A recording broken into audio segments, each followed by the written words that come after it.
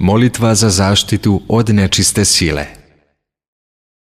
Gospode Isuse Hriste, Sine Božji, ogradi me svetim Tvojim angelima i molitvama, sve prečiste Vladičice naše, Bogorodice i prisno Djeve Marije, silom časnog i životvornog krsta, svetog arhistratiga Božjeg Mihajla i ostalih nebeskih sila besplotnih, svetog proroka i preteče krstitelja Gospodnjeg Jovana, svetog apostola i evanđeliste Jovana Bogoslova, sveštenomučenika Kiprijana i mučenice Justine, svetitelja Nikolaja, arhijepiskopa Mirlikijskog čudotvorca, svetitelja Lava, episkopa Katanskog, svetitelja Josifa Belgorodskog, svetitelja Mitrofana Voronješkog, prepodobnog Sergija, igumana Radonješkog, prepodobnog Serafima, Sarovskog čudotvorca, svetih mučenica, vere, nade i ljubavi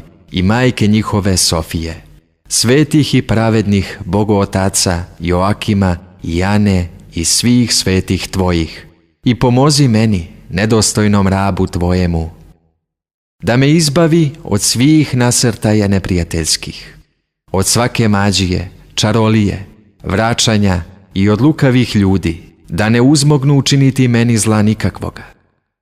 Gospode, svetlošću Tvojeg blistanja sačuvaj me ujutru, preko dana, naveče i kada san dolazi.